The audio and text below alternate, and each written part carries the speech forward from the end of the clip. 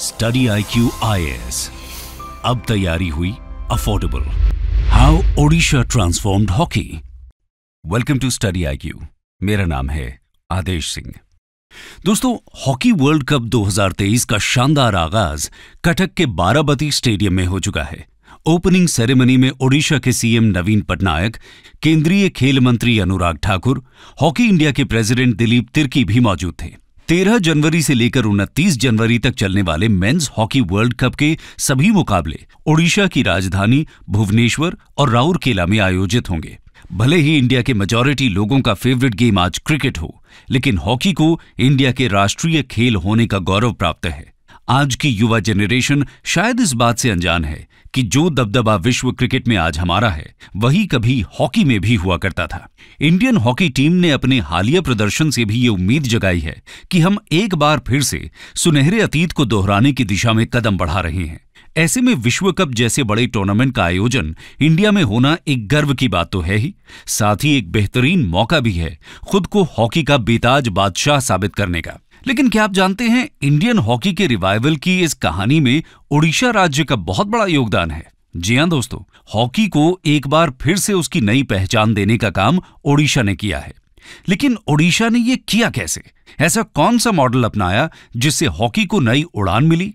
आइए विस्तार से जानते हैं। Odisha and Indian hockey. Bharat ने पिछले कुछ सालों में अगर पुरुष और महिलाओं की हॉकी में बेहतरीन प्रदर्शन किया है और अंतर्राष्ट्रीय मंचों पर देश का नाम ऊंचा किया है, तो इसमें देश का पिछड़ा राज्य समझे जाने वाले ओडिशा का बड़ा योगदान रहा है। 2018 से ही ओडिशा इंडियन हॉकी को प्रमोट कर रहा है और इसको स्पॉन्सर कर रहा है।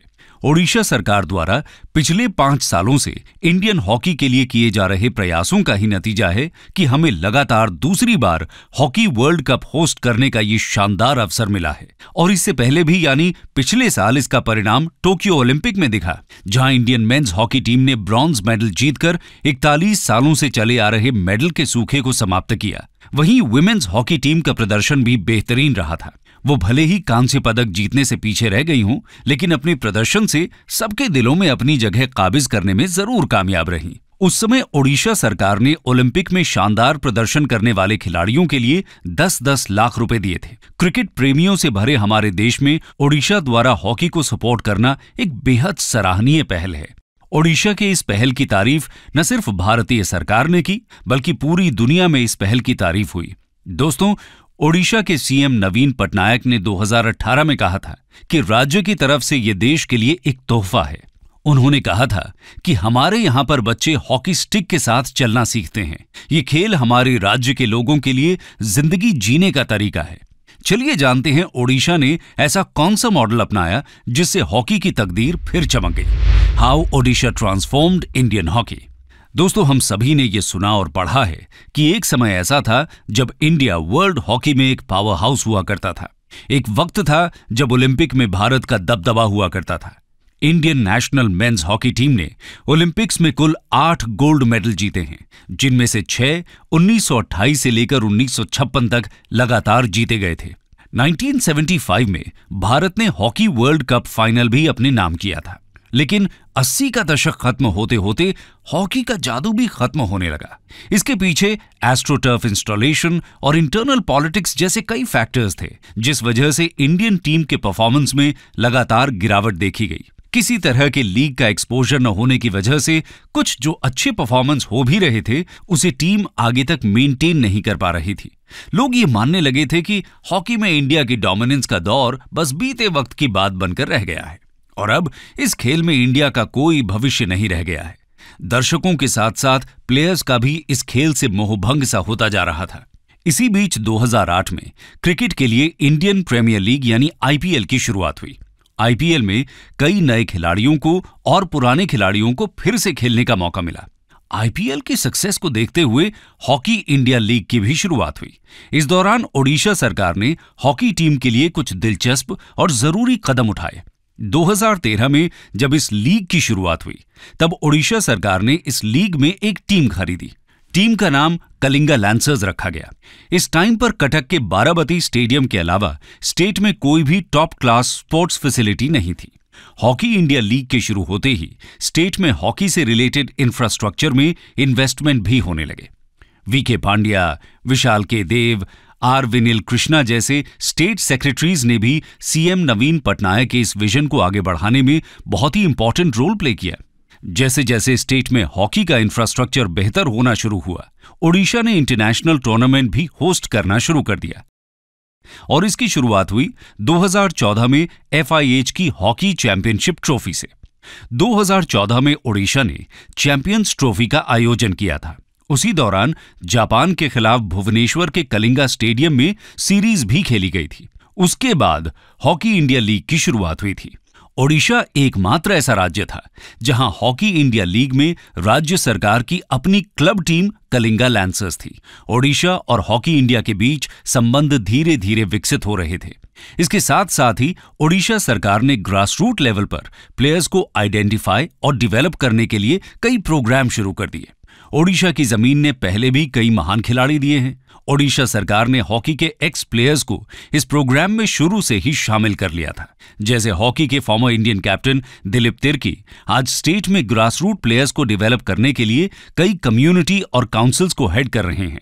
आज इंडियन मेंस हॉकी टीम के वाइस कैप्टन बीरेंद्र लकड़ा और इंडियन वुमेन्स हॉकी टीम की वाइस कैप्टन दीप ग्रेस दोनों ओडिशा के ही निवासी हैं। इवेंट होस्टिंग का सिलसिला ओडिशा में जारी रहा और 2017 में हॉकी वर्ल्ड लीग फाइनल की मेजबानी ओडिशा ने की। इस टूर्नामेंट को होस्ट करने के लिए ओडिशा को राष्ट्रीय और अंतर्राष्ट्रीय स्तर पर काफी तारीफ मिली, लेकिन ओडिशा सरकार इससे भी कुछ बड़ा करने का सोच रही थी। सीएम नवीन पटनायक स्टेट में हॉकी को प्रमोट करने के तरीके ढूंढ रहे थे। इसी दौरान 2018 में सहारा भारतीय हॉकी टीमों को स्पॉन्सर करने से पीछे हट गया। इस समय हॉकी को कोई प्राइवेट कंपनी स्पॉन्सर करने के लिए आगे नहीं आ रही थी। मौके की नजाकत को देखते हुए भारतीय हॉकी के पूर्व कप्तान और बीजेडी राज्यसभा सांसद दिलीप तिर्की ने सीएम नवीन पटनायक को भारतीय हॉकी टीमों की स्पॉन्सरशिप करने का सुझाव दिया। इसी सुझाव पर ओडिशा सरकार ने इंडियन हॉकी का हाथ थामा और उसे स्पॉन्सर किया। जब सबको यह पता चला कि ओडिशा नेशनल हॉकी टीम्स को स्पॉन्सर करेगा, तो कई जगहों पर इसका क्रिटिसिज्म भी किया गया कि एक गरीब राज्य इतना बड़ा फैसला कैसे ले सकता है। किसी राज्य के किसी टीम के ऑफिशियल स्पॉन्सर बनने की इससे पहले कोई मिसाल नहीं थी। लेकिन एक बार जब ओडिशा ने तय कर लिया कि आगे बढ़ना है, तो पीछे मुड़कर नहीं देखा। इसके बाद ओडिशा सरकार ने हॉकी इंडिया के साथ अगले 5 साल हॉकी टीमों को स्पॉन्सर करने के लिए 100 करोड़ की डील साइन की। इस डील को अब बढ़ाकर 150 करोड़ कर दिया गया है और अगले 10 सालों तक टीम को सपोर्ट देने की बात कही गई है। ओडिशा ने बुनियादी ढांचे के विकास के अलावा पुरुष और महिला, सीनियर और जूनियर राष्ट्रीय टीमों पर 5 साल में लगभग 140 करोड़ रुपए खर्च किए। बता दें कि ऐसा इतिहास में पहली बार हुआ कि कोई राज्य सरकार किसी खेल को स्पॉन्सर कर रहा था। इसी के साथ 2018 में पहली बार 14वें विश्व कप पुरुष हॉकी टूर्नामेंट की मेजबानी ओडिशा ने की, जिसके सारे मैच राजधानी भुवनेश्वर के कलिंगा स्टेडियम में खेले गए थे। इसी साल एक और कदम उठाया गया। ओडिशा सरकार ने टाटा ग्रुप के साथ मिलकर Odisha naval Tata hockey high performance centre को एस्टैब्लिश किया। बता दें कि पिछले साल जनवरी में इस सेंटर का पहला रेजिडेंट बैच अनाउंस हुआ, जिसमें 30 लड़कियां और 31 लड़के हैं। कलिंगा स्टेडियम में हो रहे इस प्रोग्राम के अलावा इस सेंटर के अंडर 12 ग्रासरूट सेंटर्स और हैं, जिनमें 2500 से ज्यादा बच्चे ट्रेनिंग कर रहे हैं। इन सभी सेंटर्स का प्रमुख उद्देश्य ग्रासरूट लेवल पर अच्छे टैलेंट को खोजना और उन्हें आगे बढ़ाना है। इसके अलावा उन्हें हर तरह की सुविधा देना, जैसे उनकी ट्रेनिंग सही से हो और उनको जरूरत की हर चीज मुहैया कराई जाए, भी इनकी प्राथमिकता में शामिल है। ग्रासरूट परफॉर्मेंस सेंटर के अलावा ओडिशा गवर्नमेंट ने ऐसे इलाकों को भी प्रमोट करना शुरू कर दिया है जहां पर प्लेयर्स तो काफी हैं, लेकिन सही फैसिलिटी न होने की वजह से सभी प्लेयर्स आगे नहीं पहुंच पाते। ऐसा ही एक डिस्ट्रिक्ट है सुंदरगढ़। प्रमोद टीका, दिलीप तिर्की, ज्योति सुनीता कुल्लू, राजेश बल्ला, नियमित टोपो जैसे कई इंडियन प्लेयर्स इसी डिस्ट्रिक्ट से आए हैं। आखिरकार सुंदरगढ़ हॉकी का गढ़ है और अब वो इंडियन हॉकी का मक्का बनने वाला है। इसके लिए ओडिशा सरकार द्वारा डिस्ट्रिक्ट के 70 ब्लॉक में सिंथेटिक हॉकी टर्फ लगाए जा रहे हैं, ताकि यंग टैलेंटेड प्लेयर्स को शुरू से ही इस टर्फ पर खेलने की आदत हो। इसके साथ ही ओडिशा ने FIH मेंस सीरीज फाइनल और ओलंपिक हॉकी क्वालिफायर 2019 के साथ 2020 में हुए FIH प्रो लीग का आयोजन किया था। ओडिशा के इतने सालों की मेहनत और कोशिशों का ही ये नतीजा है कि आज ओडिशा को दूसरी बार हॉकी वर्ल्ड कप की मेजबानी करने का मौका मिला है। इसके लिए ओडिशा सरकार ने भुवनेश्वर और राउरकेला में टूर्नामेंट के आयोजन का फैसला किया है। ओडिशा सरकार ने राउरकेला में भारत का सबसे बड़ा अत्याधुनिक हॉकी स्टेडियम का निर्माण किया है। 112 करोड़ की लागत से तैयार इस स्टेडियम में 20,000 दर्शक एक साथ मैच देख सकते हैं। 15 एकड़ के इस कॉम्प्लेक्स में athletic tracks, football ground, basketball court, volleyball court, swimming pool, aquatic complex, yoga hall, medical room जैसी कई इंटरनेशनल फैसिलिटीज मौजूद हैं। स्टेडियम का नाम ट्राइबल लीडर बिरसा मुंडा के नाम पर रखा गया है। इस हॉकी वर्ल्ड कप में टीम इंडिया भी दूसरी टीमों को चुनौती देने के लिए पूरी तरह तैयार है और अगर इंडिया नए विजेता के रूप में उभरता है तो ये उस पुराने दौर की वापसी होगी जिसे हम सालों पहले पीछे छोड़ चुके हैं। दोस्तों, बता दें कि भारत ने 1975 के बाद से विश्व कप में कोई पदक नहीं जीता है। टीम का प्रदर्शन पिछले कुछ अरसे से शानदार रहा है और फिर टीम इंडिया को अपने होम ग्राउंड में खेलने का भी लाभ मिलेगा। इसलिए उम्मीद है कि इंडियन पुरुष हॉकी टीम विश्व कप में पिछले 47 साल से चल रहे पदक के सूखे को खत्म करने में सफल होगी। बता दें कि टूर्नामेंट से पहले ओडिशा के सीएम नवीन पटनायक ने घोषणा की है कि अगर भारत ने खिताब जीता तो प्रत्येक खिलाड़ी को 1 करोड़ रुपए की इनामी राशि दी जाएगी। ओडिशा सरकार का यह विजन सिर्फ हॉकी के लिए नहीं बल्कि दूसरे खेलों के लिए भी है। जैसे ओडिशा सरकार फुटबॉल में अंडर 15 और अंडर 18 टीम्स को भी स्पॉन्सर कर रही है और इसके साथ ही 2020 में रग्बी इंडिया के साथ एक MOU भी साइन किया है जिसके तहत ओडिशा सरकार 2023 तक रग्बी इंडिया को स्पॉन्सर कर रही है। ओडिशा का शहर पुरी, जो अपनी रेसलिंग हेरिटेज के लिए जाना जाता है, आज वहां पर रेसलिंग और क्रिकेट के लिए रेजिडेंशियल एकेडमी बनाई जा रही हैं।